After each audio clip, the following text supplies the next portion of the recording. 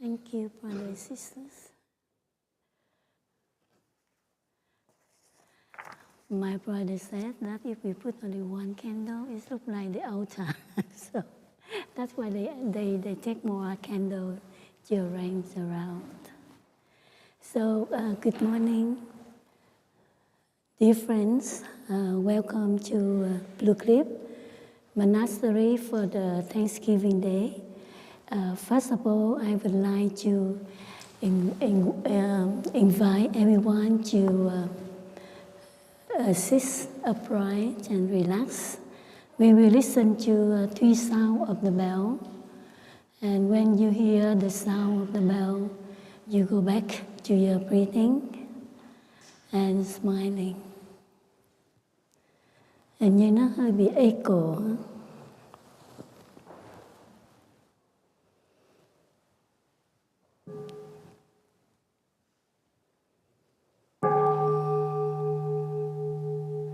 Breathing in, I know I am breathing in. Breathing out, I know I am breathing out. In, out.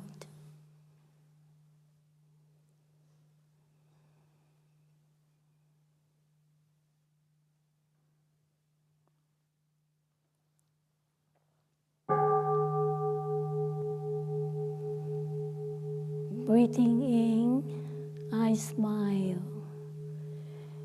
Breathing out, I smile for life.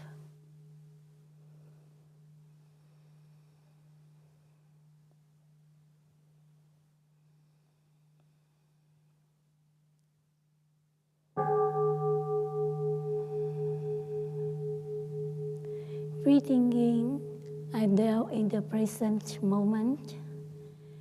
Breathing out, thank you for the present moment.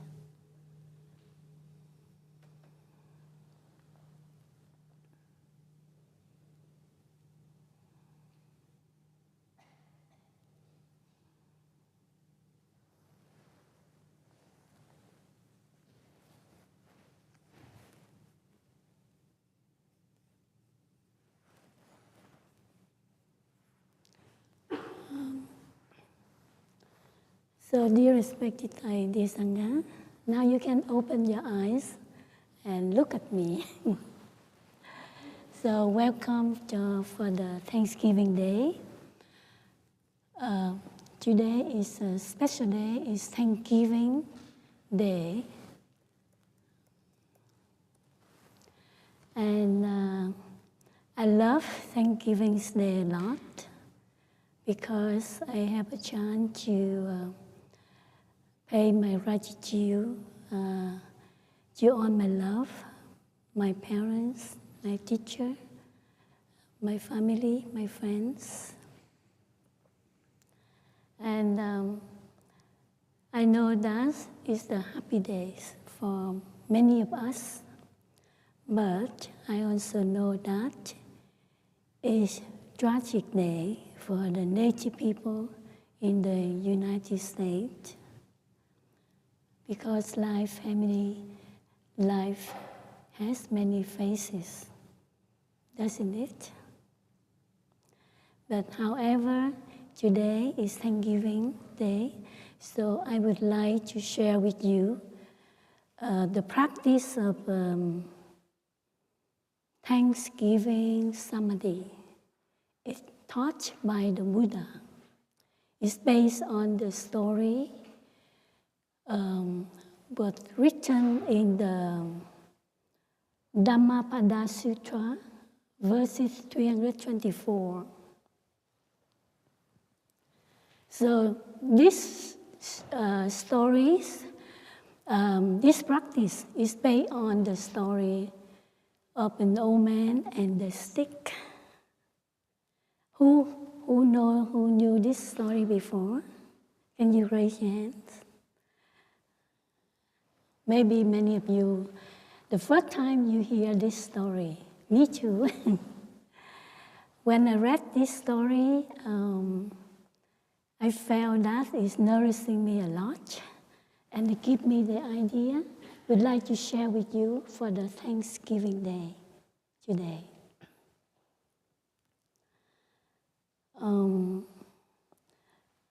I remember when I first came to UK, I came from London,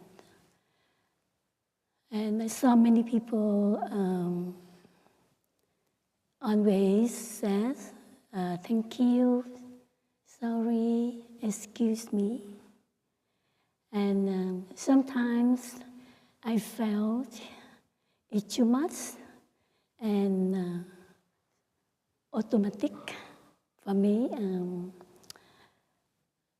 too automatic, the way we say thank you or sorry.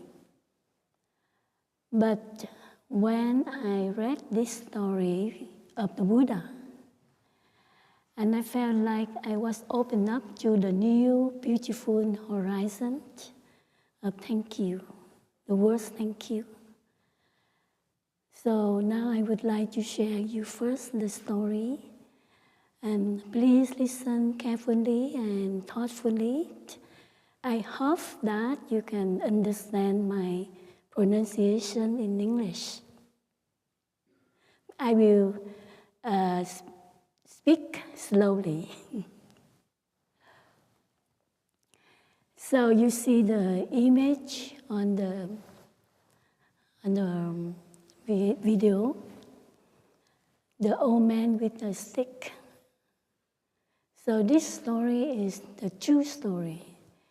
It happened during the Buddha times. There was an old man.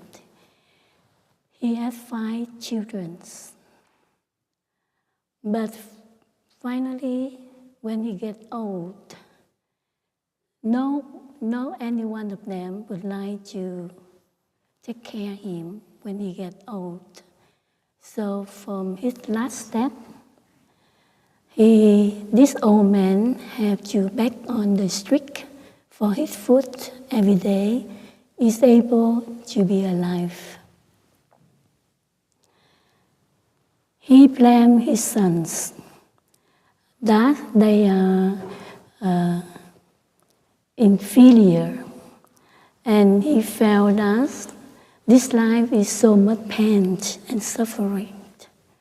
It's unfair, because when they were young, he raised them and fed them, so when they grow up, they turn away.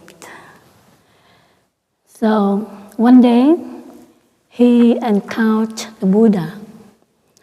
And he came to the Buddha, he asked, "Praise, respected and compassionate Buddha, could you help me? How can I change my life right now?" And the Buddha answered, "Do you know what gratitude is?" And the old man said, "I don't know what is it to be grateful. Please guide this misguided person." Buddha immediately points to his stick in his hand. "Are you grateful for this stick?" And the old man thought for a moment and answered, "Dear Buddha, of course I am grateful for this stick. When I go out to beg for food, this stick is the only thing helps me chase away the crazy dogs. It has helped me on the difficult, bumpy roads, and when I am tired, I also put my head on the stick and sleep. So it is the great support, the only solid support me from now in my life. I am grateful for it thousands of times." Buddha happily replied, "Very good, very good." Buddha said, "Very good, very good. So from now on, take these sticks and say thank you non-stop. do it. At a certain times, your destiny will change by itself. The old man listened to the Buddha's teaching, and without fail, from then on, every day, he says, "Thank you," non-stop to his stick. He thanked not only for his stick, now he also thanked for everybody, for all people who were kind enough to give him food, clothes, or shelter sleep. But he even thanked to those who treated him, teasing him, or hurt him. Always say thank you. Make his heart no longer resentful. It's what only full of gratitude in his mind. Gradually, he went deep into meditation, and his mind became pure mind, free from suffering. One day, seeing the Buddha preaching the sutra, the old man thought to himself, "I need to go to thank to the Buddha. He's the one offer me this gift, the happy life. I need to pay my gratitude to Buddha." And when the Buddha saw him from far, the old man, the Buddha told to the people, "Today we will listen to one practitioner. He will share with you the thank you samadhi." So the Buddha invited the old man to tell his story to the round of people, and the story of his gratitude to the stick. So that day in the home, there was 5 children of him was there, listen to the Buddha talk. So they just accidentally, they listened to their father's story. And they were ashamed because his father shared his gratitude homemade to the stick. But their father, gave birth to them, fed them, gave them life, but they never pay gratitude to him or thinking of him, care of him. So they think that their father destiny was not equal to the stick. So came to the conclusion, the 5 children, they run to the old man, told to the old man, and they said, "Oh, Father, please go back with me and live with me." So everyone looked the what happened, and the Buddha said, "Your destiny now has been changed. A person with gratitude will get everything. A person without gratitude will get nothing." Maybe we hear one sound the bell.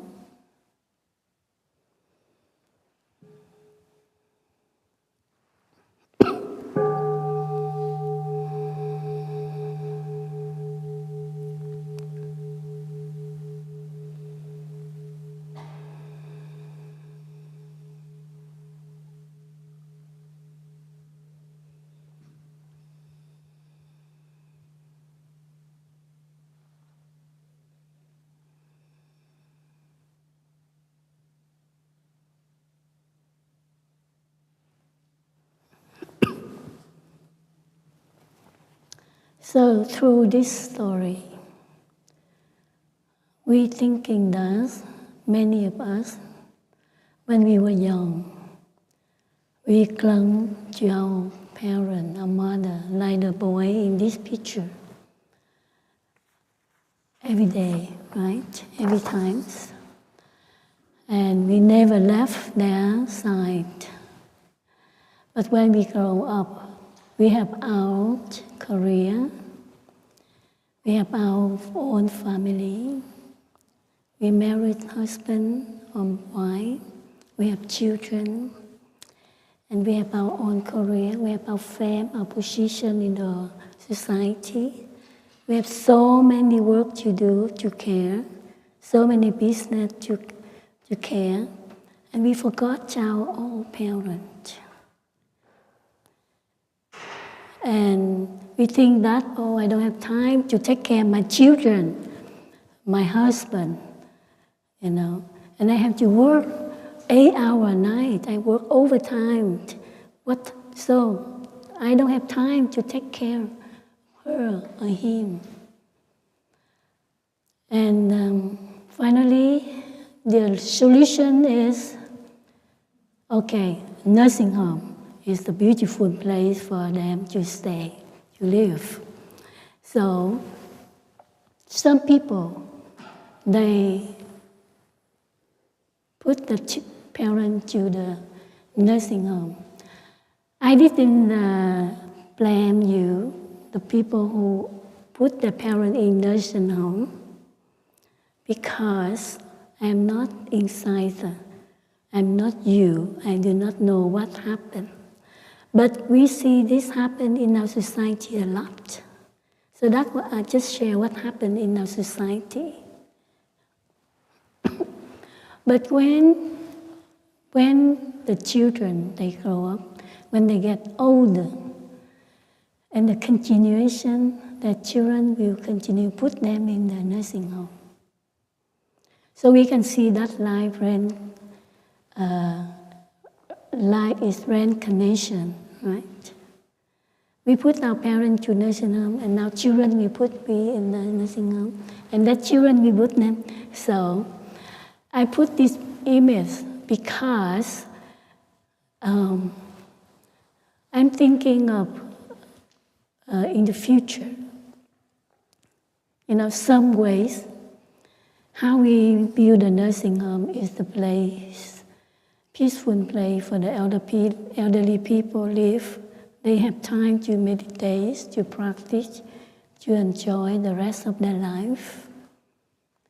One of our very close friends, she wasn't here now. She's not here now. She left. You know that her name is Clarity. She also bought the place it's like nursing home, but it's not. But the place for her to retire for all life. So I think the children, we think, and the society, we have to think this for the future. We are monastery. We're also thinking of my generation. I'm getting old now. For 20 years ago, I was young like my younger sister who Master Bell Master. I was like her 20 years ago. But now I'm getting old, but not old enough to go to nursing home. I still can serve with Sangha. But we don't know. When I get older, I cannot walk properly. I cannot do myself properly. Who will take care of me? My younger sister. That is the tradition of the monastic, Buddhism monastic. But for the outside life, this is happened in our life. But I share with you at the beginning that life has many phases. We love our parents because they give birth to us, they raise us, grow up. But some people, they may ask me, why should I treat them well? when they were abusive and violent when I was so young. And they treat me so cruelly. Now you tell me to take care of them. Men, we need the children to take care of their parents. But some cases, the parent abusive, violent, and cruelly. Can we take care of people who make you suffering? Because one young lady shared with me, she was angry and hate her father a lot, because her father was abused since she was young until she grew up. And it makes a lot of painful and wounded in herself, her body and mind. Even at night, he could not sleep because of fear, care. So I share with her that in the practice of the meditation, the practice of looking deeply into the reality, only looking deeply and understanding and love, you can transform the wounded in you, the painful in you, the trauma in you. Because the society and the way we live in our life is create many tragedy. A person with discernment should not do such a thing, abuse the children, violent, or beat them. It's only the person who ignorant. Or because they carry a lot of suffering inside, they want to put out the suffering, so they pay the suffering to their children. And because ignorant, so with the person discernment, have a clear mind, could not doing that with your children. All the parents love their children very much. No one to make the children suffer, and no parent want to hurt their children, exceptional when they were too much suffering or when they are ignorant. It makes them like that. So in Buddhism, only the understanding can generate the love in you. You forgive and forget the past and transform the trauma in your mind. Without understanding, we cannot do anything. We cannot love we cannot true love without understanding.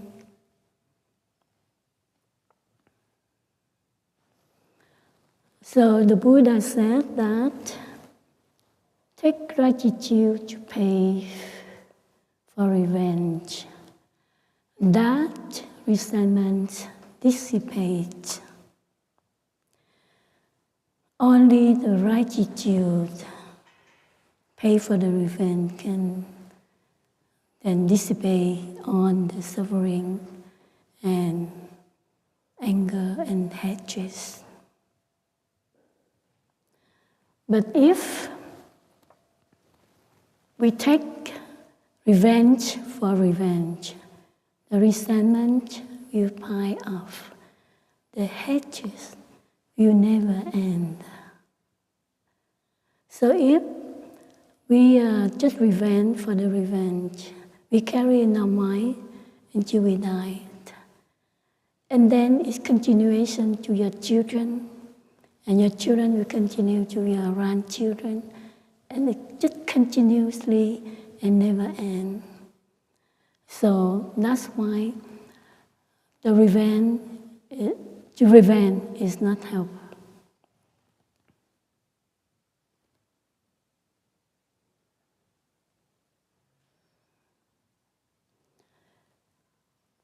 Many people feel very lonely in life. Maybe when I continue, I would like you to listen to what sound about.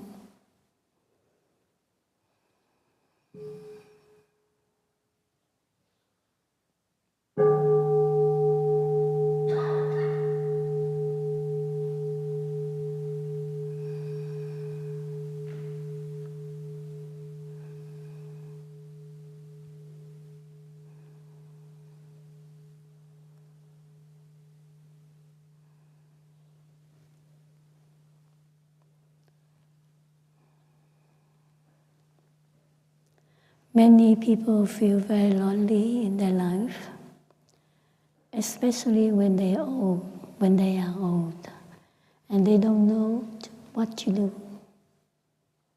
So they spend their time complaining to their children or to the oldest people. I remember many weeks ago, one lady came to practice with us. Before she left, she wrote a letter and she put in my mailbox. And when I saw the letter like that, I thought that, oh, maybe someone donation to the Sangha. But when I opened the letter, and in the letter she wrote the letter, and she said she planned that no sister came to sit in her table. Only one herself sit alone in the table to eat for lunch. The other sister, they sit together on the other side. So when I read that letter, I told my sister that, oh, in the future, please come to sit with our friend when they come to practice. But then I also see myself. When I sat on the table for lunch, I sat only alone, and my younger sister, they sat separate. So I told with my younger sister, the second younger sister in this group, I told her, why don't you come and sit with me and eat with me? But later on, I'm thinking, why I have to ask her to come with me? Why don't I come to sit with them? You know, I can move my position, bring my plate bowl to the sister and sit with them. But I'm lazy, I just sit where I like to sit. So I'm thinking of the elder lady. I said, oh, why don't you come to sit with the sister? Why don't you plan the sister come to sit with you? And I share with my friend, she's a dentist, and she laughing, she said, you come to the monastery to practice. You make your mind a peaceful, happiness. You don't need to come to ask the people to come comfort your love, make you feel comfortable. You know, so, and she said that, oh, with her, she likes to sit by herself alone, to breathe in mindfulness, breathe and quiet. So I thank you, my dentist friend. And she gave me another new idea, because I'm also thinking that, oh, the sister, you have to, you know. Also, I complain my younger sister. So when I read this story, and then this gave me the insight, instead of taking time to blame the people, we use the time to practice meditation. You're looking deeply to the nature of birth and death, because life is very short. How old are you? Very short. One day the dead spirits will come visit you and say, hello, go with me. And they say, oh, that's too late, now I want to meditate, but no more. It's no more time for you to meditate or planning. The dead spirit come and you just say, hello, and you say, okay, go. No time for you to plan. The spirit will say that. Not time for you to plan. So, use the time to practice meditation. or use the time to help other people instead of blaming or judgment or criticize. So this is we need to learn from the lesson. And yeah. Okay. So I wrote here that life is very precious, you know. So I'm very grateful for everything around me. You see that on the table, the rose flower. And you see the white candle, but I didn't light because I just want to decorate to make it more beautiful. But I want to share with you why I put the white candle here. I just want to memorize my teacher, Thầy.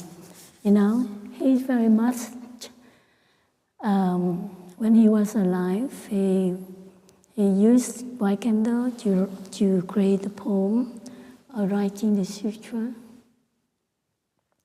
So I would like to offering the rose flower for him.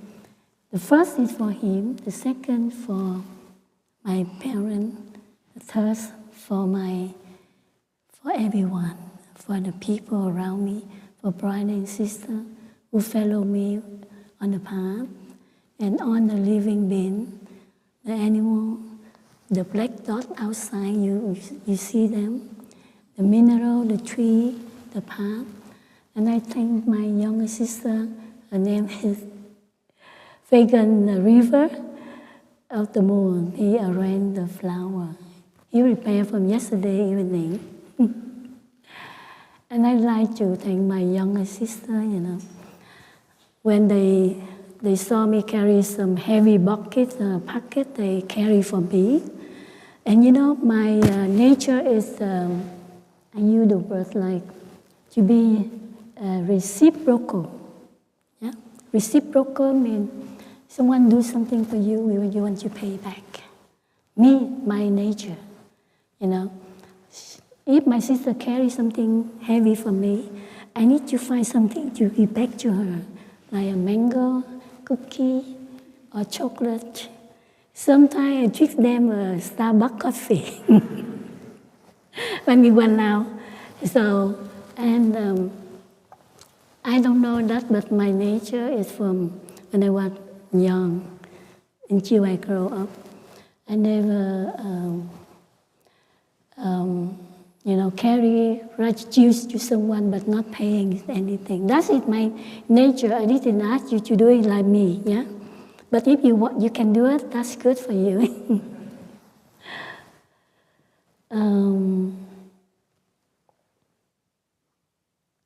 So, the Buddha said, when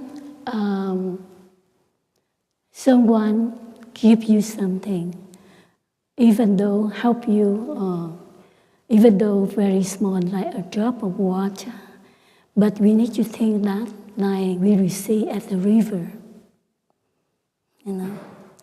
And sometimes we help people to do something, offering them like a gift or helping them, but don't ask them to pay back to you. That is the practice of giving and receiving. You know, when we're giving something, don't think that we will get something back. When we help something, don't ask to return. Just offer, just give.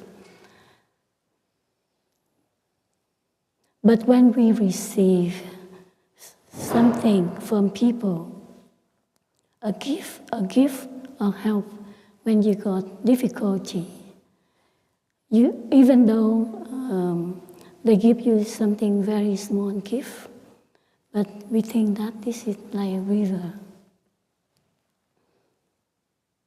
And we see that the Buddha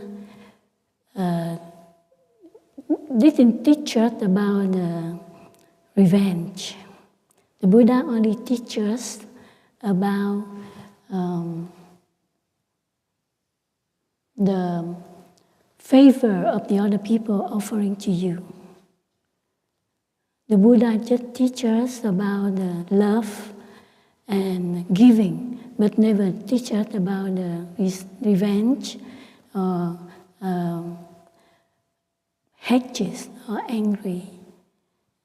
So we can learn from the teaching of the Buddha that what we, in our life, if someone, they treat you not very nice.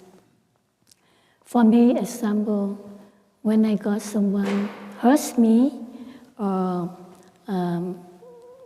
did bad to me, I will not carry it in my mind forever, in my heart, because I don't want the painful, the hatred carry in my heart, affect to my happy life. But I'm not like a Buddha. I'm not, still human being. So we take time to transform the negative, the hatred, the anger inside of us. We practice like a flower when it's wilted, when it's become wilted, and it's automatically become the compost. And from the compost, it transforms to the earth and feed the tree, and they give the flower again. So this is the practice of naturally transformation, naturally transformation. So I did that to myself. I take time to transform my hatred. For example, I don't like one brother or some sister, one sister. I did take it to be my burden, to be disturb my life, my times. I use my time to enjoy the beautiful, the wonderful around me, to learn many beautiful, good things, to do something good thing. I don't want to make the hatred, the anger, to take my time to thinking of revenge or do something payback to that person suffering. I don't want to use up my time to doing that. So this I have learned from the Buddha and from our teacher. Because if we carry the hatred, the anger in us, it's like, and we try to harm the other person. But actually, when we're thinking of harm the other person, it means at the same time you harm yourself. You harm your body and your mind. Why? Because life intervened. Because we interact. I am not separate from you. Even though I and you are not one, but I am not separate from you. You know? So, this is the lesson, the learning of the interbeing. If we, for example, the people of the world, they're trying to kill that city, kill that country, burn that country, but at the same time, they kill the air, the environment, and affect you many people in the world. So we want to try to destroy these people, but at the same time we destroy our people. No different, because that is interbeing. We are together in this planet. And my teacher, they always remind us, my children, as long as you grateful. That day you were still happy. I think this is very true. Because since I feel happy all the time, because I know that my life is full of gratitude to my teacher, my parents, my sister, my friends. We also gratitude you a lot. Without you, we cannot survive. We are internal. We cannot separate from you.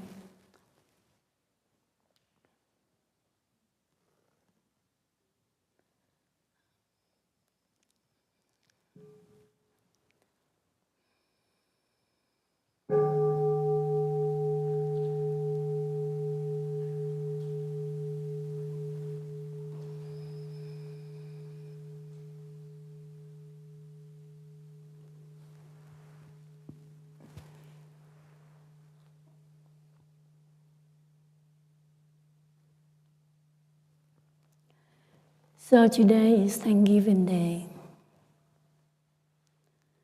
Let's practice gratitude together by the way we eat together, the way we walk together.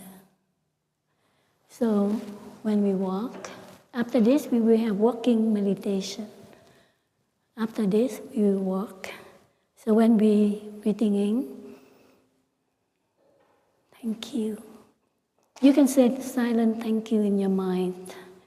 You're thinking of your father, your mother, your teacher, your husband, your wife, your children, or your friend, or anyone who you feel you would like to thank you. Him or her. You say thank you. Thank you, mother. Thank you, father. Thank you, teacher. Thank you, sister. Thank you, brother. And when we eat, we take a spoon, mouthful of food. We eat. We thank you to the brother and sister who cooked this food. We thank you to the food, to the universe who make the carrots, vegetable, tofu. They work very hard. So eat wholeheartedly, not eat like, or try to finish your dishes, not half and throw away half. Many people don't have food to eat. So try to finish on food on your dishes, not throw away. So this is the way we pay our gratitude to our parents, to the universe. And I think that is not only today, we practice thank you. Thank you samadhi, it means we thank you every day, every time. You know, when I went to the retreat or to some special event, and we live in the hotel, and you know, when I left, I always bow the room I live, the state, and I bow to the bed, I sleep. You know why? Because they give me a peaceful place to rest for the day I stay there. And when I wake up in the morning, after I have tea, when the sun rises, and I say thank you to life, you know, thank you everything. So you carry your gratitude inside of you. When you have the gratitude inside of you, you will be happy. You see life meaningful. You don't see life, you don't see life is not valuable or nothing for me to alive. Because the people, because they do not carry the gratitude inside of their heart. So that's why they can kill themselves. Yeah. But if we know how to practice gratitude, we will treasure life. So this is the practice very deep practice. And so if we gratitude our parents, we don't do anything, make ourselves and our beloved one suffering. So practice together like a river. The next water will push the first drop of water. So if we ourselves alone, we cannot practice gratitude. So we need the Sangha energy to push us to go to the river together. So if we practice like the Buddha teaching, if we practice gratitude, we can change our own dignity. We can change our own life. We believe it. I believe to the Buddha what he said. We can change our dignity. And we can together, we can change our planet. It's been hurt and suffering. So I think my sharing now is end here.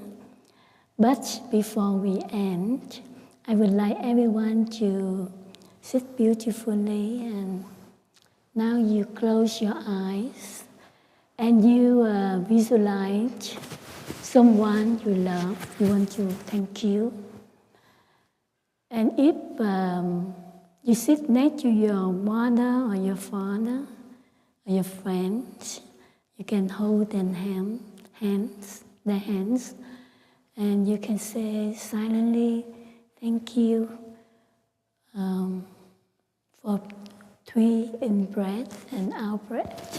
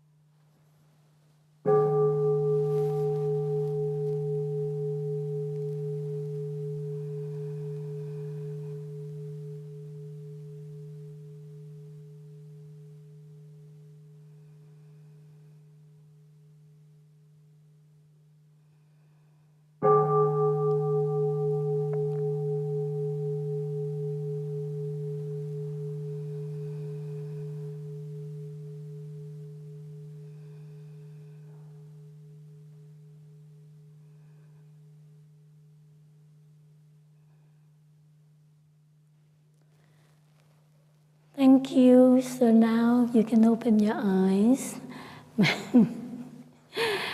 My sister didn't know that we're going to sing a song before we end. The song Gratitude. So now I would like to invite everyone, we sing together this song. Who know this song before? Please sing loudly so the other people will follow you. And we can make a sign if we want. In gratitude, you have watered seed of loving me. In gratitude,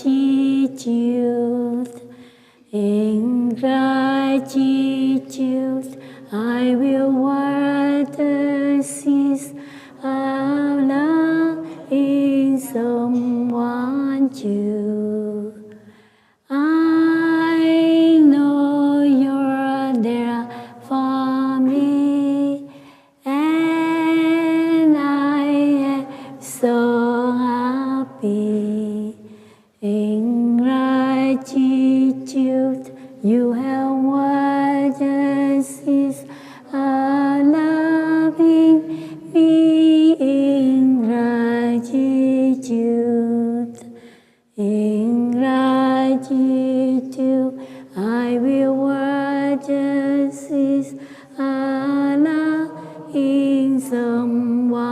want you. If you are suffer some, recall and I will come. In gratitude, you have watched us loving me. In gratitude, in gratitude, I will watch as Allah in someone you. Thank you very much.